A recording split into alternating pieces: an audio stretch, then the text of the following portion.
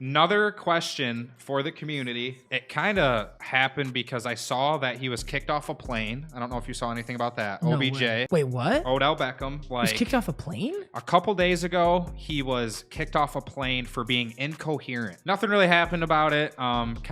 So he was flying not private? He was flying coach? Yeah, he was literally... Yeah, that's one of the things that I don't get about some of these players. I mean, we just saw a very famous celebrity when we were flying back from somewhere, and he was so true. And he was flying first class. We were on a flight with Mike Tyson to Miami. Yes, and that's a dude that's like he's too old to be dealing with anything, let alone not be flying private. But also, it's like if you're just it is significantly more expensive. Yeah, there's like a certain level of wealth where it's only worth it. Okay, like and that level of wealth is 100 mil plus, but OBJ is certainly over that. I'm really surprised. Sometimes, honestly, people just need to get somewhere quick enough, and private planes actually won't get you there as fast because you have to charter a pilot, you have to schedule it, then you have to get on the plane, and it lands at a different airport. Like sometimes people just got to get places really quick. Yeah, and like with these athletes too, you know, stuff comes up out of the blue and they need to be somewhere. So yeah, you got to catch your quickest flight, you know? So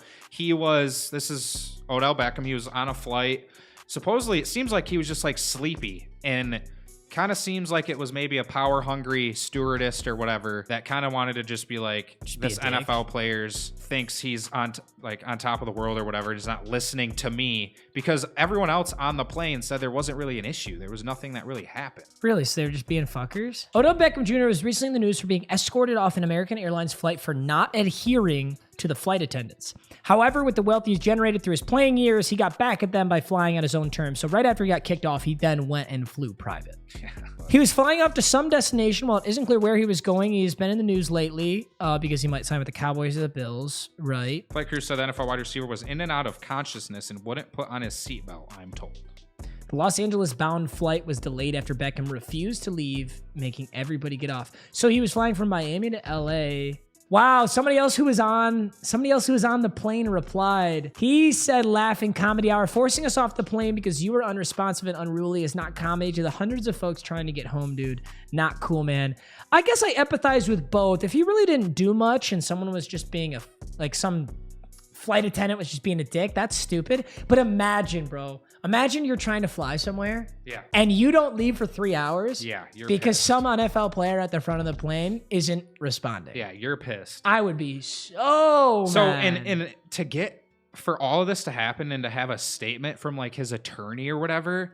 So that's what I kind of brought this up, because he's looking to be put on a team right now. Potentially. Some people like you think he's never going to play again. I don't think he's playing again. And then there's other people that think he's going to be on what team, whatever. It's like, dude, if you're really trying to, maybe this shows that he's not trying to get on a team, because it's like, dude, if you're really trying to get on a team, some teams don't care if this happens. Like a lot of teams don't give a shit, but I don't think it might hurt how much you're going to make a little bit potentially. Cause it's like, you're kind of causing a scene. I really truly believe the NFL does not give one single shit what you do off the field, so long as they can keep it under wraps and have you play football. They do not care how what you do. Deshaun Watson's coming back this week. Right, yeah. Think anybody gives a shit that Odell Beckham Jr. was unruly on a coach flight? Yeah. So yeah, I don't think it's so much of that. I am so intrigued by this story. We're never going to learn more, but I would love to learn more. It's all because he's swept never under going the to talk rug. about it. His attorney's going to talk about it, and we're not going to talk about this in a week. Kind of reminds me of Alvin Kamara, who beat the shit out of some guy, and guess what? We never talk about it ever again. Oh, yeah. Crazy. Exactly. So something in the NFL has to be so bad that you keep talking about it. Yeah, so I put this question: what team will OBJ sign with, if any at all? 48% say the Cowboys. Then it's the Bills. Actually, the Giants above the Bills. Wow. I put other for maybe another team, and then retiring 10%. This is 13,000 votes. So there's a lot of people that have a lot of thoughts on this. Well, Cowboys from a football perspective makes the most sense. That'd be so insane. Like, that's where you should go. You would think it would be the Bills, because it's like they maybe have the best chance to win the Super Bowl, but there's too many receivers on that team. He ain't getting no reps. He's not going to get that many reps. And the other thing is, I don't think for team culture, I don't think a team like Buffalo Bills is ever going to take him. Yeah. Pretend you're the Buffalo Bills and you're Josh Allen and you establish all this chemistry Right. with Stephon Diggs and then Gabriel Davis. Yeah, you don't want to mess that up. No. Yeah. And imagine telling Gabriel Davis, hey, great job, bud. Amazing work you've done for us. Yeah. We're signing OBJ tomorrow. He didn't feel like practicing with the team for the last 14 weeks, because he didn't feel like playing football. But we'll happily sign him right now to make a playoff push, and you can just kind of get sidelined. Right, yeah. That's not going to work Yeah. with a team like the Buffalo Bills. However, if you're the Dallas Cowboys and your wide receiver room is already banged up, there's not a lot of depth on it, and you're trying out all these different guys, it's different to say, hey, guys, we need help at the wide receiver spot. Yeah. Let's sign OBJ, a proven great talent. That's totally different. Or if somebody gets injured and then you sign him, right? Right. I don't think Buffalo could ever do it. Giants, what the fuck are they going to do with a wide receiver? They got Kenny Galladay, they ain't doing dick. Yeah. I think most likely it's Cowboys or he retires. Yeah. Yeah. That's what I could see. That'd be insane to see him on the Cowboys. It's like, how late can he join, though? Dude, Does I'm he pretty have sure to get the this done Rams, within- before they won the Super Bowl, they signed Eric Weddle on like week 18. Yeah, oh my God. Is that the Do you remember that? the safety? The safety. Yeah.